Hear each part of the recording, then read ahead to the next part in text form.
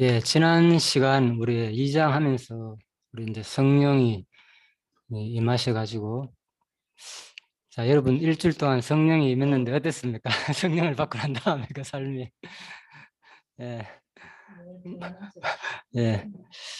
자, 이제 오늘 이제 그 놀라운 아무튼 성령 이후에 놀라운 그 변화된 진짜 그 교회의 모습을 한번 우리가 보면서 진짜 야, 이 성령이 임하니까 이런 일이 일어나구나. 세상에 이런 일을 오늘 아마 이제 경험하시게 될 겁니다. 음. 37절부터죠. 그들이 이 말을 듣고 마음에 찔려 베드로와 다른 사도들에게 물어 이르되 형제들아 우리가 어찌할꼬 하거늘 그런즉 이스라엘 온 집은 확실히 알지니 너희가 십자가에 못 박은 이 예수를 하나님이 주와 그리스도가 되게 하셨느니라. 일단 36절까지 읽었습니다. 사도행전 이 부분은 뭐 신학적으로도 상당히 논란도 많이 되고 여러 가지 중요한 부분입니다, 사실은. 그래서 그런 내용 가지고 우리가 뭐 또 교신학을 통해서 그런 것도 공부를 하고 다 정리하면 좋겠지만 그런 것까지 깊게 살필 시간은 없고요. 그렇지만 이제 전반적으로 우리가 알고 있는 그런 신학적인 개념은 정립해야 되겠죠, 그죠? 이 성령이 충만해가 일어난 이때에 어떤 일이 있었고 또 지금 이 시대와는 무슨 상관이 있느냐, 그죠? 이것을 잘못 해석하게 되면은 또 곡해할 수도 있고 또 제대로 해석한다 그래도 진짜 우리가 또 이렇게 못 사는 우리 자신을 또 한번 돌아봐야 되는 시간도 갖고 여러 가지가 아무튼 복합적으로 포함된 내용입니다. 그래서 상당히 중요한 부분이다 이렇게 보시면 되겠습니다. 37절에 보면 먼저 그들이 이 말을 듣고 나오잖아요, 그죠? 그래서 이 말을 이제 듣는다는 말은 앞부분 내용이겠죠. 당연히 앞부분 내용이 주로 어떤 내용이 있습니까? 바로 베드로의 그렇죠. 유명한 설교가 있었잖아요. 설교가 있었습니다. 설교의 핵심 내용이 뭐라 그랬습니까? 기억나시는 대로. 예. 주로 어떻게 설명했습니까? 설명할 때. 그렇죠. 구약을 들어가지고 설명했잖아요. 그죠? 베드로가. 사람들이 알기로는 당시에 무식했던 갈릴리 지방 사람인데 지방 자체가 그죠? 주로 그쪽에 호수가 있고 그죠? 그런 뭐 주로 어부들이 사는 그런 지역인데 어떻게 이해가 안 가는 거죠? 여기도 이제 주석에서도 이렇게 적어놨잖아요, 그죠? 사람들이 무시하던 갈릴리 지방이 일개 어부였는데, 와, 이 베드로가 엄청난 그 이런 설교를 하니까 뒤에 몇 명이 돌아왔다 그랬습니까? 하루에 3,000명이 회개를 한다. 그래서 그 스데반의 유명한 설교하고 비교했다 그랬잖아요, 그죠? 스데반은 막 구약 전체를 다 끌어와가지고 설명했지만 베드로는 그냥 간단히 두 개 딱 얘기했어. 뭐 얘기했습니까? 구약에 누구와 누구? 다윗과 요엘. 그러면서 베드로가 그러니까 그런 것을 인용해 오는 걸 볼 때 이미 베드로가 구약에 대해서는 뭡니까? 어느 정도 알고 싶다는 거잖아요, 그죠? 그래서 우리가 이런 것도 무시할 수 없고 이런 것들이 다 이제 보니까 결국은 이제 예수님에게 배웠어요, 베드로가 결국은, 그죠? 예수님이 생전에 가르칠 때 구약이 뭐 요한복음에서 내게 대한 증거다 그랬잖아요. 그래서 그런 것을 충분히 이미 배웠기 때문에 베드로가 똑같이, 그죠? 이제는 그걸 해석할 능력이 생겼는 거예요. 성령이 임하고 나니까. 당대에는 몰랐는데, 그죠? 성령이 임하지 않아가 아직 영이 없었다 했잖아요, 예수님도. 그래서 성령이 임해 놓으니까 이게 깨달아지는 거예요. 아, 예수님 말이 그거였구나. 알고 보니까 그동안 예수님이 가르친 것이 전부 다 구약의 말씀들이 바로 오신 이 예수의 부활과 죽으심을 예언한 내용이었구나. 이게 해석이 된 거예요. 그러니까 자기가 그동안 알고 있는 것들을 바로 해석해가 뭡니까? 바로 전달한 거예요. 베드로뿐만 아니라 이 당시 이때 뭡니까? 다 12사도가 다 예언하고 막 그죠? 방언하고 그랬잖아요. 그러면 뭐 동시에 막 이제 예언했다는 것이 막 앞으로 장래 일을 뭐 예언한다 이런 것도 예언이라는 용어도 사용합니다. 그런데 이 당시에 일어난 예언이라는 것은 주로 말씀을 막 그렇죠. 영이 충만해가지고 말씀이 막 터져 나오는 거예요. 예를 들면 그러니까 한 사람이 예언할 때 잠잠하라 그랬잖아요, 그죠? 그래서 이런 것이 동시적으로 막 그 당시에 많은 사도들이 막 예언을 하고 방언도 하고 하니까 놀란 거죠. 또 심지어는 수많은 외국 사람들이 세계 각 지역에서 왔는데 자기 나라 말로 다 들리는 거예요. 이게 말도 안 되는 현상이잖아요. 그래서 이때 일어나는 것은 특별한 바로 성경 계시 기록 시대에 그죠? 일어난 단회적 현상으로 신학적으로는 정립하고 있죠. 이게 이제 정통신학적인 정립입니다. 네, 그렇지 않고 이거를 그렇죠. 그렇지 않고 이거를 이제 표적적인 현상으로 일단 봐야 되고요. 그렇지 않고 지금도 성령이 살아계시니까 지금도 똑같이 이제 적용하기 시작하면 여러 가지 문제가 생기는 거죠. 예. 그러면 이런 현상이 어디 있습니까, 지금? 다 뭐, 나 지금 방언하는데. 그러면, 물론 뭐, 고린도의 방언 보면 그런 비슷한 방언이 있긴 있어요. 예. 그렇지만 이때 방언은 완전히 다른 방언이죠, 지금 말로. 그냥 그 나라 언어로 그대로 막 들리는 방언.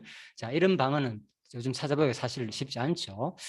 그래서 방언 문제도 그렇고 또 뭐 얼마나 능력을 많이 했습니까? 표적 같은 거, 그죠? 기적, 막 병든 자를 막 적석에서 고치고 심지어는 죽은 자까지 살리고 뭐 안전병을 일으키고 뒤에 바로 나오잖아요. 이제 다음 장 가면 그죠? 이런 게 막 그래서 이런 거 지금도 흉내 내 가지고 요즘도 그걸 목사했대 아직도 그러니까 이야 지금도 막 넘어가라 하니까 얼굴에 막 이마 갖다 대니까 뒤로 막 넘어 쓰러지고 자 아무튼 이 성경을 잘못 해석하게 되면 이 시대가 그죠 수많은 사람들이 거기에 현혹돼 가지고 그죠 신학적인 정립을 제대로 못하기 때문에 이런 현상이 가고 있다는 거요. 그리고 그 다음에 또 중요한 것은 이제 그 다음 문제인 거예요. 그 다음에 가면은 이제 42절부터 가게 되면은 무슨 현상이 일어납니까? 막 끊임없이 막 엄청난 공동체 생활이 일어나면서 그죠? 자기 재산을 막 팔아가 나눠주기도 하고 막 이제 이런 현상이 일어나니까 참 이 부분도 어떻게 우리가 또 정립하는 것도 중요하겠고 예, 그래서 아무튼 이 시간에 중요할 내용이 많습니다. 일단 그래서 37절에 자세히 살펴봅시다. 잘 아신 내용이지만 오늘 이때까지 배운 것을 좀 잊어버리고요. 성경 내용을 그대로 빠져들어 가지고 이 당시에 지금 어떤 일이 났는가 생각 한번 보십시오. 그러면은 깨달음이 많을 겁니다. 아마 이 말을 듣고 이제 그들이 37절에 마음에 들으니까 뭡니까? 마음에 찔리는 현상이 일어났다니까요. 그래서 복음을 전하게 되면요. 우리가 부담스럽다 교회 가니까 다른 교회 부담스러워가 여기 왔는데 여기 와도 연보 강조하네. 이렇게 생각한다니까 사람들이 심지어는 좋은 교회 찾는 이상이 그러니까 이게 보통 심각하지 않으니까 우리 사고가 이미 그죠? 예, 그러니까 우리가 생각하는 게 야, 도대체 말씀이 뭔지를 성경이 말하는 말씀이 뭔지를 모르기 때문에 자기는 안 들어 해석한다니까. 자기가 좋아하는 교회를 찾게 되고 자기가 좋아하는 목사를 주로 찾아가게 되고 이 사람 말씀이 좋다 이 사람 말씀이 좋다 하는 건 뭡니까? 자기 기준에 좋은 거라니까 자기 기준에. 그래서 이런 것들도 우리가 정확하게 한번 생각해 봐야 되겠죠. 자, 마음에 찔려 복음은 더가 뭡니까? 관절과 골수를 찔려 히브리서 나오죠. 쪼개 간다니까요. 그래서 우리한테 부담을 주는 게 아니라 영어는 복음 뭡니까? 우리 마음을 요동하게 만든다니까요. 흔들어 버린다니까 그냥. 이게 정상적인 복음이라니까요. 그런데 그동안에 더하는 복음 수많은 지금 복음주의자들 전가하나 보면은 전부 다 성도가 좋아하는 거 평안한 거 그죠? 뭐 그런 쪽으로만 하다 보니까 뭐 부담 안 주고 자유 강요 안 하고 그죠? 여기에 또 너무 이제 치중해 가지고 사람들이 현혹될 수도 있다는 거죠. 그럴 수도 있죠. 역설적으로 생각하면 사실은 그죠? 부담된다는 그 마음은 찔리는 현상 맞습니다. 누가 또 그런 표현을 하더라고요. 그래서 우리가 진정하고 말씀을 제대로 우리가 들으면은 성령 임하면은 내 마음이 찔리는 게 정상인 거예요. 내가 뭔가 그동안에 그 찔리는 건 뭡니까? 자기 믿음의 분량이거든 그게. 자기 믿음의 분량을 충분히 아는 사람이 왜 찔립니까? 부담이. 그렇잖아요. 그러니까 예수님께서 뭡니까? 비유에서 성 비유에서 달란트 비유에서 쭉 한 달란트 두 달란트 뭐 5달란트도 있고 쭉 나눠주잖아요. 그런데 첫째 한 달란트 받은 사람은 그걸 숨겼다 그랬잖아요. 혹시 구성될까 싶어가지고 나중에 잘못되면 그러니까 내가 당신을 두루 해가지고 좀 그런 식으로 뭔가 부담되는 사람은 그렇다니까요. 그런데 2달란트를 남겼는데 왜 너 2달란트 못 남겼어? 안 물어가잖아요. 나무라지 않는다니까. 3달란트도 마찬가지고 그 가치도 엄청난 거지만 사실 달란트라는 거는 지금 가치는 뭐 엄청난 돈입니다. 그런데 그래서 그게 하나님이 우리한테 부담을 우리 연사는 여기서 생각해야 되는 거예요. 마음에 찔림은 뭐냐? 왜 찔리냐? 지금 과연 내가 하나님 앞에서 지금 주신 은사만큼 내가 지금 충분히 사용하나 안 하나 자기 스스로밖에 모른다니까요. 진짜요. 아무도 몰라요. 그래서 판단하면 안 돼요. 우리는 남을 보고 지금 이 사람이 요즘 내가 보기 저 사람 저 정도면 최소한 이 정도는 일을 해야지 정상인데 아니라니까요. 그죠? 그거는 하나님 주신 그분에 대한 믿음의 분량 많고 지금 현실하고 있는 거예요. 지금 현재로서는. 그렇지만은 본인은 안단 말입니다. 그죠? 본인 스스로는 과연 내가 하나님 앞에 진짜 끊임없이 마음에 찔리는 현상이 일어날 때 뭡니까? 그 사람이 제대로 뭡니까? 말씀을 받는 거라니까요. 우리가 말씀 받게 되면은. 자, 그래서 바로 이 원어의 뜻은 뭡니까? 그들이 바로 찔려 관통함을 받았다. 이런 뜻입니다. 원어의 뜻은. 자, 그런 뜻이고요. 그러니까 찔려가지고 이제 관통을 받는 거 얼마나 마음이 관통이 될 정도로, 그죠? 예, 마음이 찔린다는 말입니까? 그래서 말씀은 이제 부담스러운 생각이 아니라 하나님 주신 우리 쪼개입니다. 찔림이다. 이렇게 잘 박힌, 그죠? 날과 같고, 그죠? 못과 같다. 이렇게 생각해야 됩니다. 거꾸로. 그래서 우리 유익을 위한 것이지, 이게. 괴로움을 주기 위한 것이 아니니까, 이게 찔리는 게. 자꾸 생각을 찔리니까, 이거 나한테 싫은데 생각하잖아요. 그게 아니라니까요. 자, 베드로와 다른 사도들에게 물어 이르되, 형제들아, 바로 여기서 용어가 바뀌었잖아요. 앞에서는 뭡니까? 유대인들아 그랬다가 또 이스라엘 사람들아 이렇게 했다가, 유대인들아 그럴 때는 어떤 용어로 사용했습니까? 민족적인, 그죠? 예, 그런 관계에서 말한 거고, 또 이스라엘 사람들아 했을 때는 언약적인, 그죠? 하나님은 언약을 받은 사람이니까 이스라엘 사람이, 그죠? 그런 관계 속에서 말한 거고, 형제들아 했을 때 이제 뭡니까? 구원적인 차원에서, 이제 교회가 된 차원에서, 그죠? 예, 그래서 구원적 형성 관계에서 부르는 용어다. 이제는 용어가 서서히 바뀌기 시작하죠. 성령이 막 충만하니까, 그죠? 이제는 뭡니까? 바울이, 아니 베드로가 사람들한테도 그 다음에 이스라엘 사람들아 이렇게 얘기하다가 막 유대인들아 이렇게 외치다가 이제는 형제들아 성령을 받았지 않냐 이 말인 거예요. 이미 당신들과 나는 하나가 되는 구원의 형성 관계가 이루어졌다. 그래서 우리가 어찌할꼬 하거늘. 자, 그래서 이제 사도들이 바로 물어 이르되 형제들아, 사도들에게, 다른 사도들에게 물어 이르되 형제들아 우리가 어찌할꼬 이거든. 자, 베드로도 형제들하고도 표현했고 계속 그죠? 앞으로 보면 형제들 용어 나옵니다. 그리고 그들을 받은 사람들도 사도들한테도 그죠? 형제들아 이제 같이 용어가 사용되는 거죠. 그래서 형제들아 우리가 어찌할꼬 하거늘. 이제 형제들끼리 묻는 거예요. 야, 우리 어떻게 하면 좋겠나? 쉬운 말로, 그죠? 예, 자기들끼리 이 말씀이 마음이 찔리고 하니까 어떻게 하면 좋으냐? 그거는 뭡니까 이제 어떻게 하면 좋겠어요? 말씀이 찔리면은, 감동이 되면은, 아까 얘기했죠? 뭐 하나님이 주시는, 그렇죠, 믿음의 분량만큼 이제 자연스럽게 그 살게 된다니까. 쉬운 말로 이게 성령 역사라 그러죠, 그죠? 성령께서. 그래서 성령께서 살게 하시려면은 뭡니까? 마음에 감동, 그죠? 다른 말로 찔림, 그죠? 그 현상이 있고, 그렇게 되면 어찌할 거라는 고백이 나오면서 뭡니까? 그 감동을 받아가지고 내가 무언가를 위해서 살고 싶다는 그 생각이 드는 거죠, 자연스럽게. 이게 바로 이제 성령 역사의 결과가 되는 거죠. 자, 그래서 그런즉 36절입니다. 이스라엘 온 집은 확실히 알지니 너희가 십자가에 못 박은 이 예수를 하나님이 주와 그리스도가 되게 하셨느니라 하니라. 자, 그래서 이제 확실하게 알려주는 거죠. 이스라엘 온 집은 확실하라. 너희가 십자가에 못 박은 이 예수 하나님이 주와 그리스도가 되게 하셨다. 그래서 이 말을 듣고는 말 속에는 사실 무엇이 포함됐겠습니까? 이 말을 듣고 마음이 찔리는 말 속에는 앞부분 말, 36절에 있는 말, 그죠? 앞부분 얘기입니다. 36절입니다. 이 말이 포함된 말이겠죠, 그죠? 그래서 마음에 찔렸다는 말은 구체적인 직접적인 것은 뭡니까? 베드로의 설교를 통해서 예수가 죽었다고 부활한 사건을 통해서 결국은 그 주체자가 누구냐? 자기들이었구나. 자기들, 그죠? 그렇죠? 그렇죠. 너희가, 그래 베드로가 그렇게 말하니까 마음이 더 찔리는 거야. 결국은 그 이스라엘 백성들 특히 민족적인 그게 강하다 그랬잖아요, 그죠? 공동체적인 의식.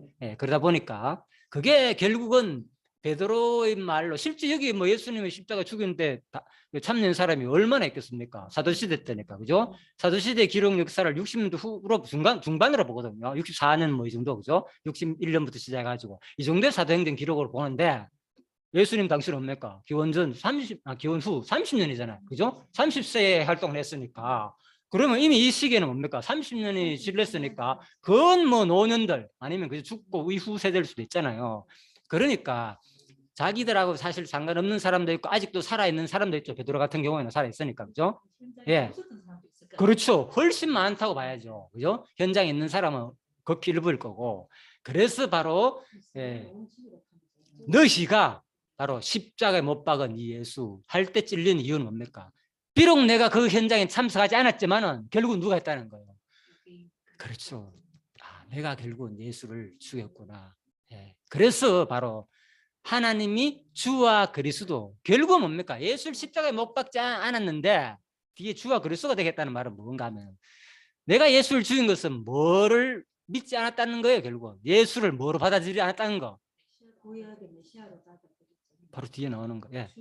그렇죠. 주와 그리스도로 받지 않았다는 거. 예. 그래서 사실 우리가 예수님을 나의 주, 그죠? 주인은 뭡니까? 그 당시 주란 용어는 황제 필요소, 황제들한테 쓰는 용어라 그랬잖아요. 예.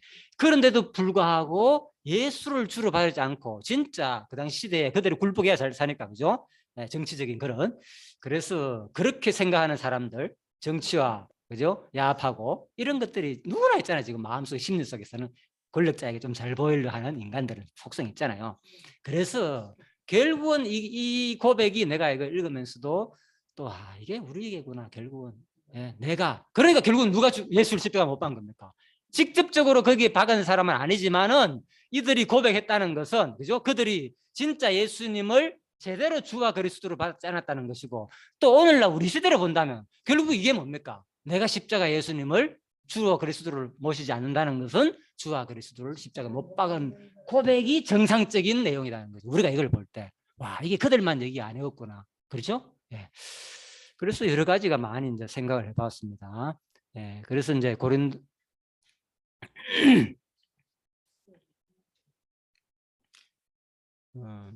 그래서 이제 듣고 마음에 찔리는 이런 부분을 제가 이제 고린도후서 7장을 보면서 생각이 들더라고요. 예, 바울이 내가 지금 기뻐하고 너희로 근심하게 한 까닭이 아니다. 그죠? 예, 바울이 말씀을 전가해가 막 서신을 통해서 알려주는 내용 자체가 뭐하게 하기 위해서다. 바로 하나님 뜻대로 하는 근심은 후회도 없고 구원에 이르는 회개를 이루는 거라는 거예요. 예, 세상 근심은 사망이지만은 보라, 하나님의 뜻대로 하는 이 근심이 너희로 무엇을 이룬다고요?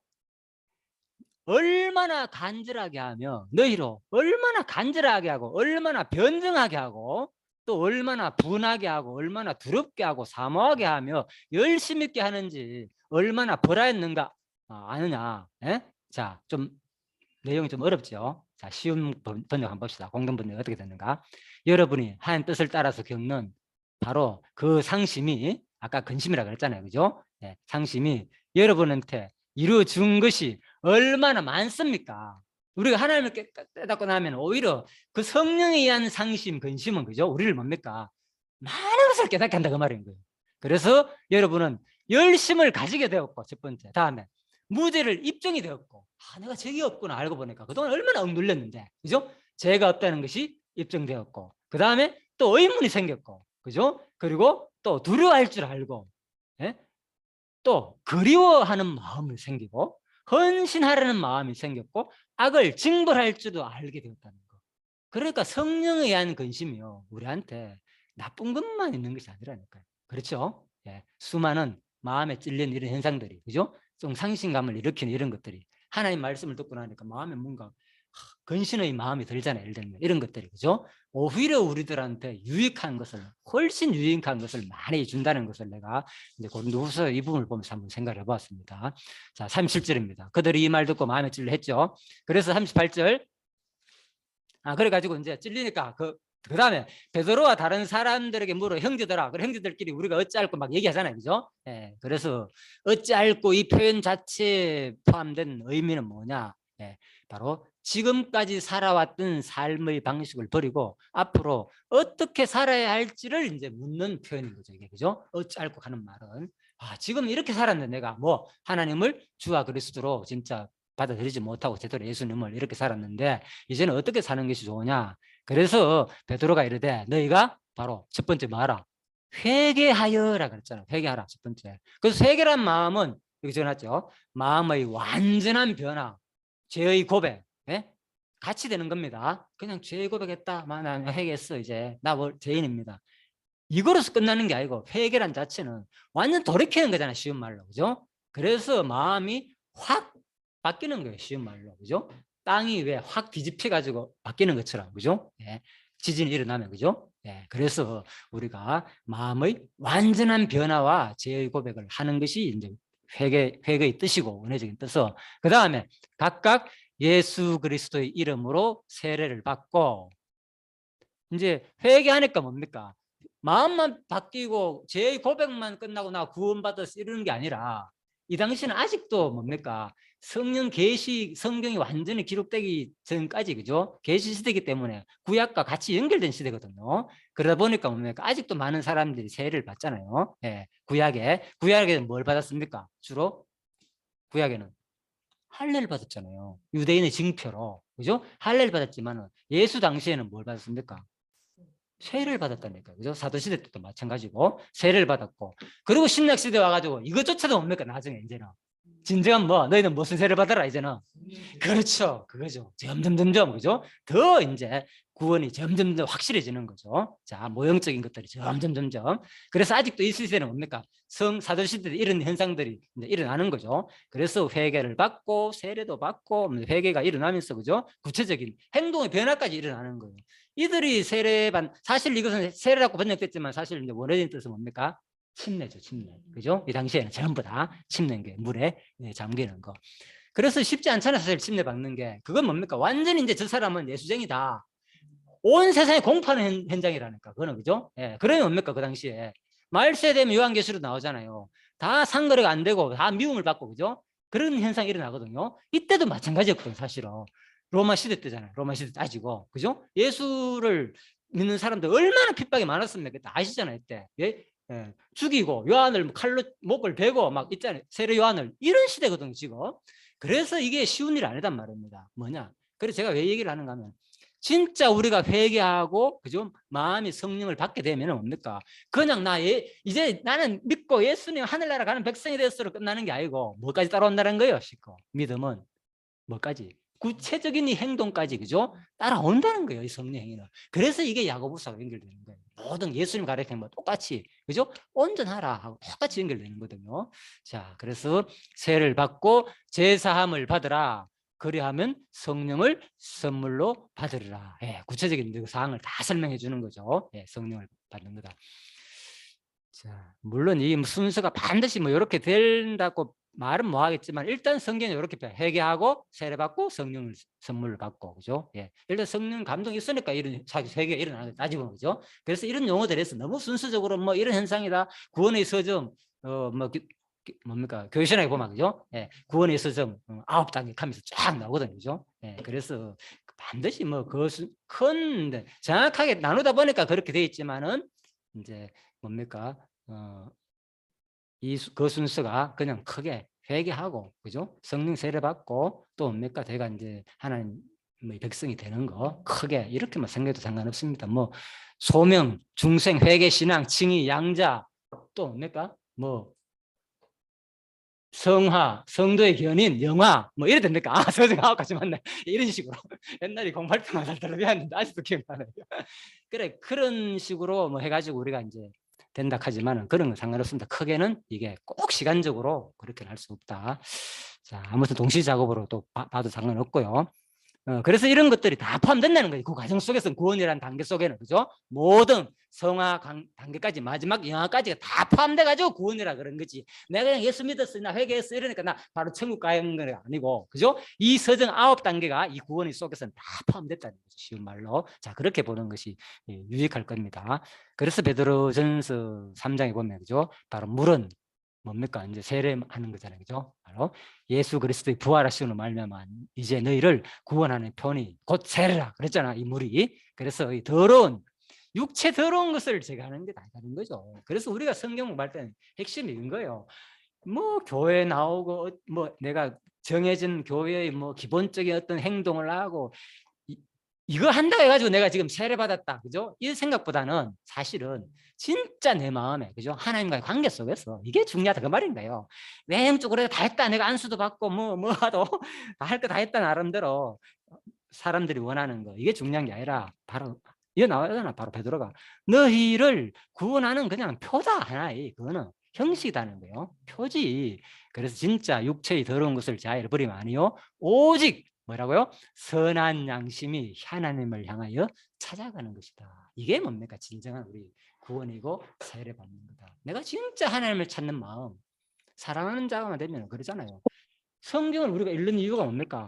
이거 읽어라 뭐 그래서 읽는 게 아니잖아. 율법은 내가 왜 읽어? 이제 끝났는데 이런 게 아니라니까. 하나님 말씀이잖아요. 하나님을 내가 여기서 만나고 하나님 나에게 어떻게 얼마나 사랑하는지로 어디서 알 수 있습니까? 우리 편지 받으면 그렇잖아요. 얼마나 편지도 많이 주고받으면서 옛날 같으면 막 몇 번 읽어보고 하잖아요. 그 연애 편지 같은 경우는 그거죠. 바로 진짜 우리가 하나님을 사랑한다면은 점점 성경 읽고 싶은 마음이 생기는 거고 너무 자연스러운 현상이라. 그 베드로의 말이 대단한 거예요. 선한 양심이 하나님을 이제는 예전에 진짜 하나님보다도 우리 요즘 뭐 합니까? 하루 일생 살면서 그죠? 솔직히 하나님을 찾는 마음보다도 다른 거 뭐가 궁금한지 주로 뭐 찾습니까? 이거 이거 켜놔놓고 신기하다. 뭐 여기 시간들 요즘 거의 그렇잖아요. 솔직히 많은 사람이 여기에 거의 시간 다 보내고 있죠. 수많은 사람들이 뭐 통계도 나오잖아요. 솔직히 부인할 수 없잖아요. 네.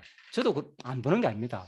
봅니다. 그런데 진짜 우리가 뭡니까? 이제는 이거보다는 뭡니까? 여기에 있는 거 이거 하나님이 도대체 어떻게 나를 얼마나 사랑했고 나에게 어떤 말씀을 하신지 궁금한 그 마음으로 찾아가는 거라는 게 아니고 이게 진짜 우리가 구원받은 삶이 아니겠느냐. 그죠? 자, 진짜 생각할 게 많지요. 이걸 해보니까 39절입니다. 이 약속은 이거다. 자, 시간 보면서 해야 됩니다. 자, 8분 남았습니다. 이 약속은 너희와 너희 자녀와 39절 뭔데 바로 사람 곧 주 우리 하나님이 얼마든지 부르시는 자들에게 하신 것이라 하고 이 약속이 그죠? 바로 뭔데 사람 알잖아요. 그죠? 이때 그죠? 온 세각지에서 모여들었잖아요. 네, 그래서 주로 이제 이방인들 얘기하겠죠. 그래서 하나님이 바로 얼마든지 부르는 자들한테 하나님 주권을 해가지고 모든 사람 아무리 먼데 있더라도 부르는 자들한테 하신 약속이라는 거죠. 이 약속이 단순히 그냥 이 성령이 그죠? 너희 유대인들만 한 것이 아니라 그죠? 바로 모든 이방인 사람들 하나님이 부르는 자들에게 이게 뭡니까? 교회 원령이 나오죠. 전제가 하나님이 얼마든지 부르는 자들은 얼마든지라는 뜻은 뭡니까? 양을 말하잖아요. 그죠? 하나님이 자기가 딱 숫자를 생각하고 얼마든지 뭐 100명이든 1000명이든 간에 하나님이 정한 그 숫자만큼 뭐 부르는 자들에 의한 것이 바로 성령 세례라는 거죠. 그래서 이게 바로 교회라는 거죠. 쉬운 말로. 부르는 자가 뭡니까? 에클레시아가 되잖아요. 그죠? 이게 바로 교회가 되잖아요. 그래서 여러분과 저는 뭡니까? 하나님이 딱 생각하는 그 숫자에 뭡니까? 부르심에 지금 초청을 받은 자인 거죠. 예, 이건 거예요. 그래서 우리가 복된 이유가 바로 하나님의 부르심에 받았다. 40절입니다. 또 이런 말로 확정하여 권하여 이르되 너희가 이 패역한 세대에서 구원을 받으라 하니 바로 표현이 뭡니까? 그런데 중요한 것은 어떤 세대에서 구원받는다고요? 이 패역한 세대. 말 표현이 대단하죠. 그래서 지금 세대를 잃어봐야 된다니까. 이 당시만 그렇겠습니까? 솔직히. 지금도 마찬가지인 거예요. 로마 시대가 물론 알잖아요. 성적이나 모든 면에서 다 타락하고 권력이나 그죠? 엄청 알잖아요. 그런 것들은. 특히 뭡니까? 그 뭐 폼페이우스 그죠? 뭐 그런 뭐 여러 가지 아무튼 뭐 뭡니까? 화산에 의해 가지고 망한 뭐 도시라든지 이런 거 보면 여러 가지 지금도 현장에 남아 있다 그러잖아요. 그죠? 얼마나 성적으로 타락한 그런 모습들이 그러니까 지금도 마찬가지잖아요. 그죠? 예. 그래서 그런 뿐만 아니라 사실 여기서 폐색한 세대란 말은 직접적으로는 뭡니까? 거의 다 누구를 뭐로 받지 않는 거. 아까 얘기했죠. 그래서 예수를 주와 그리스도로 영접지 않는 거. 예, 진짜 우리 지난주에도 얘기했고 우리 목요일도 얘기했지만은 지금 거의 세상 사람들이 그죠? 모르는 거예요. 이 현상이 도대체 왜 이런 일이 일어나는지 모르가 지금 찾아 헤매고 있잖아요. 과학자에서 그죠? 예. 그래서 아마 이 세상이 시뮬레이션이 아닌가, 그죠? 마치 가상 현상이 아닌가, 현상 세계에 우리는 살지 않는가, 마치 게임 속에 살지 않는가 이런 표현했다 그랬잖아요, 그죠? 그러니까 이 주체를 모르는 거예요. 그러다 보니까 전부 다 누구를 주체자로 삼는 겁니까? 우연이다. 아니면은 그죠? 물질에 의해 가지고 우리가 존재했고 결국은 모든 세상의 주인은 누구다? 나로 알잖아요. 나를 최고로 알고 그죠? 돈이 최고고 모든 주체를 그래서 세상의 주체를 진짜 이 세상을 창조하신 하나님과 이 세상을 주관하시는 주로 세상은 이미 인정을 하지 않는다니까요. 이 얘기라니까요. 이 폐역한 세대의 핵심은 거기에 있는 거예요. 제가 보기에는 이 폐역한 세대가 하나님을 인정하지 않는 거. 그래서 제가 지난주에 얘기했지만 과학에도 보더라도 자기들을 찾는 게 결국 그거 찾는 거야. 뭔가 어떤 신의 두뇌 속에 있는 거다. 어떤 시뮬레이션, 그죠? 시뮬레이터에 의해 가지고 우리는 그 속에서 사실 조정받는 것이 아니냐. 에?